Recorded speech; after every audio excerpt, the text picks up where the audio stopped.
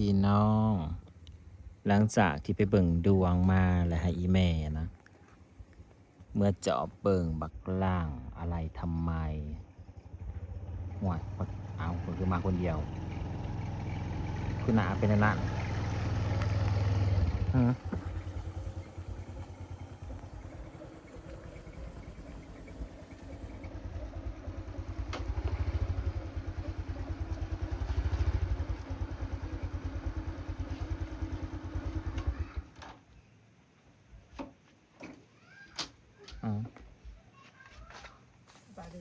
ถอดกุญแจมาหน่อยแม่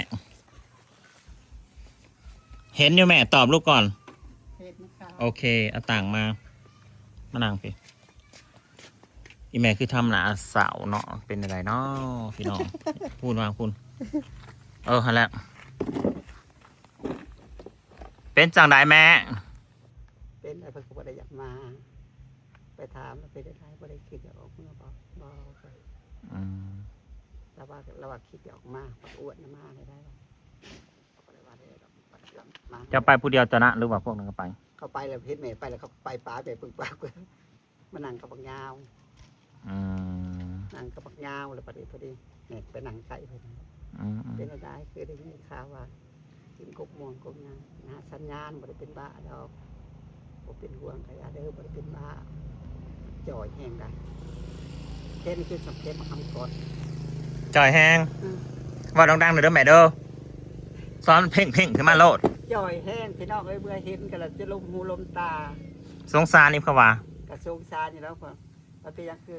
กินข้าวแซ่บจะบ่แซ่บผลิตคู่คืนบ่บ่ได้ผลิตครับมาก็นอนบ่ได้คิดอยากออกเมื่อบ่ค่อยมาถามย่านว่าประกวดมาอยากมาบ่ถ้าว่าอยากไปบ้านโพนนำออกไปเด้อมื้ออื่นตอนเที่ยงไปยังบ่ได้ของค่อยบ่มีแนวของเพิ่นแต่ว่าอยากไปบ้านกินข้าวแซ่บประมาณว่าบ่ได้ก็บ่ได้แม่ว่าเขามาบอกอยากมาถามเบิ่งเขาแล้วว่าอยากไปเขาบ่อยากไปแล้วก็เมื่อก่อนเด้อแม่ก็เรือเมื่อก็เด้อขอบใจเด้อที่มาถามเพิ่นก็ขอบใจได้ว่าสิมาแม่ก็นั่งเฮิงเติบบ่อีแม่บ่เฮิงดอกอีแม่เมื่อแป๊บเดียวนี่ลูกคิดว่าไอ้หลังนำเราปกติแล้วอารมณ์ของเราจังซี่บ่ยาวอารมณ์เราได้คงที่แล้วบ่ยาวว่าย่าว่าเนาะบ่ได้ขึ้นอันเจ้าขึ้นกกใดขึ้นกกม่วงก็ขึ้นกกอันนี้ก็ขึ้นหาสัญญาณขึ้นหาสัญญาณเนาะบ่ได้เป็นบ้าดอกหักจอยน่ะจอยแห้งอีเราได้แม่สิเป็นแค่มาทำกดยังใหญ่กว่าแล้วไปเบิ่งแค่บ่าวยาวเพิ่นก็ยังใหญ่กว่าไอ้จอยไอ้หลังแล้วจอยขาวยาวบ่ขาวนี่มันออกเหลืองหนาหยังนาแห้งบ่แม่อาการก็สิแห้งก็สิหนาเลยบ่ได้ออกเมื่อบ่แม่ก็ย้ำหลายเทื่อย้อนออกมาระยะเทื่อว่าเห็นบ่อวดมาจะไปเป็นหมู่เป็นเพื่อนกันก็บอกบ่ได้ดังดอกไปถามเลยพี่น้องแล้วตัวจ่อยน่ะจ่อยแห้งเราจะลมหูลมตาอย่าหายกันเลยน้ำได้ก็หายก็บ่ได้หายก็ดอกก็เป็นบ่หายเห็นกันกระไทยถามกันคือเก่าแล้วที่ได้พี่น้องเอ้ยเมื่อถามให้ใจเนาะแม่มันใจเนาะมันใจพี่น้องเอ้ยไปเบิ่งดูดวงนั่นมองเพิ่นว่ามันอยากมาขึ้นอยู่กับอีเมลเฮาก็เลยแบบเฮากับบ่คัดเฮาบ่อยากคัดเฮาอยากให้ตามความสบายใจเนาะแม่เนาะเฮาก็คิดไว้อยู่แล้วว่าจังใดก็ยอมรับหั่นน่ะถ้าสิเป็นจังใดก็ยอมรับมาหรือบ่มาเป็นจังใดเฮาไปฮอดไปถึงเนาะแม่นเฮาก็สิได้ฮู้แม่นอีแม่ก็ไปถามเรียบร้อยมันบอกว่ามันบ่ได้อยากมาลูกว่าข่มใจแม่ก็เว้านะครับมึงข่มใจบักหน้าซีมลีมบักขี่ม้าแม่ก็คิดว่าข่มใจว่าบ่ได้ดังบักขี่ม้ามึงเอ้ยเขาสิว่าอย จากออกไปแล้วก็คือกี่อัดเลยมาคน มึงบ่ต้องเกลียดใหญ่ก็ได้ อืม เพราะฉะนั้นแล้วมึงได้ตามใจที่มึงต้องการ แม่นพร้อมก็แห้งเลย มึงจะได้ตามใจที่มึงต้องการ ก็คือแบบว่าย่านว่าแบบย่านว่าเปลี่ยนจิตเปลี่ยนใจแบบว่ากูจะออกไปได้เห็นอะไรได้บอกกล้าสินาก็เลยแบบว่ามันตรงกันบอกับที่เขากับที่การเขาไปดูดวงแล้วมันว่าอย่างก่อนนะลูกลืมคำหนึ่งนะมันประสดอย่างเงี้ยเนาะจะซ้อนมันนะลูกลืมอ่ะว่าลำดูมันว่าอย่างไรนะ ว่าไว้เมื่อทานนี้แม่ว่าไม่อยากขึ้นไม่อยากออกเมื่อบอแม่ว่าเห็นบักอ้วนมาแล้วแม่ว่ามันมาแต่ซ่องขึ้นแล้วกับบอมันนะแล้วว่าคำมันนะครับว่าไม่อยากออกเมื่อกับคำอยากไปบ้านโคนน้ำขอยกะตอนเที่ยงออกมาเด้อแม่ว่าออกไปยังขอบริยังของยังค่านะบริยังของยังค่าดีบริพอดีบาญาเลยว่าไอ้รางนั้นปกติแล้วจ้ะผู้นางนำกันแล้วต่อไปอย่างที่เราปกติแล้วค่ะปกติมากเราได้ทีแล้วจ้าจ้าก็ขอให้ปกติปกติพันมันเป็นอย่างไรเมื่อเขาบันเทิงอะไรคือจอยแห้งเลยได้หนาก็จะ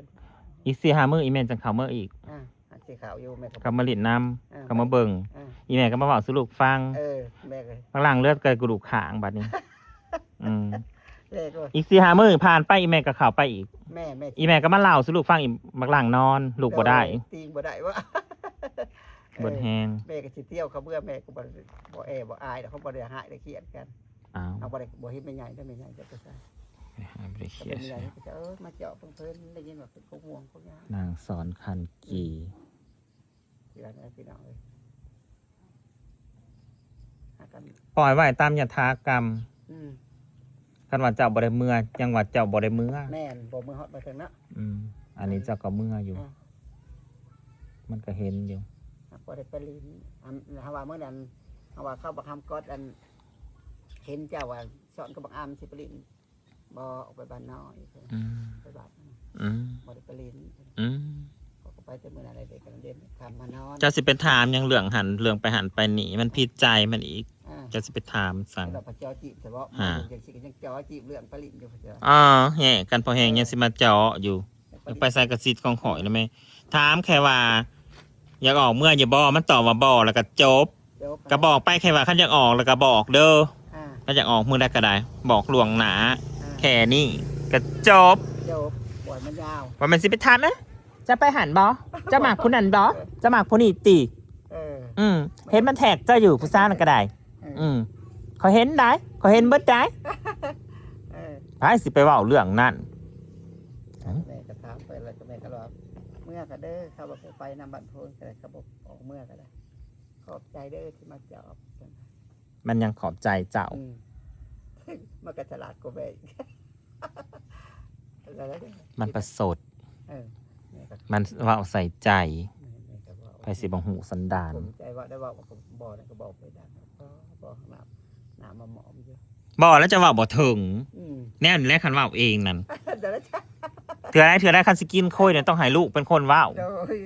ได้กินกันได้กินยอดลูกแค่ว่าแม่บ่ได้พบาจะเป็นซาดกินเกลือแซ่บของนัวกับยอดลูกก็จะว่าแม่ก็ว่าแม่ว่าได้ลูกน่ะบ่อยากถามลูกนะลูกเป็นตาสั่งให้จะว่าวเองจะถามเองโลดลูกใส่แม่จัดการเองโลดบาทนี้นะไปก่อนนอนเป็นหมูลูกเพราะว่าพี่น้องเอ๋ยถ้าเราออกโล่งเองนะมันก็ง่ายขึ้นมาอยู่แต่ว่าเขาบ่อยากอันนี้เอานะเขาเบื่อเขาเบื่ออย่างหนึ่งมามันกับบ่สมที่ผ่านมาเกาะดมกัน ดึงนางคอคือมาดูดมาดมว่าหักกันแถหอมเมียเถากระสางมันแก้มหอมมากสิวันสาหักแห้งสีแซ่บสีนัวมันม่วนทานั่นทานี่คืน3คืน4เถื่อบาดสุดท้ายตอบว่าบ่มีเยื่อใยอีหยังหัวมันจะไปตายแล้วก็ไปแล้วเด้อข้าเหลี่ยมดำก็บ่มีบ่ว่าหักแต่ข้าวที่ก็บ่มีบ่กันนั่นแหละ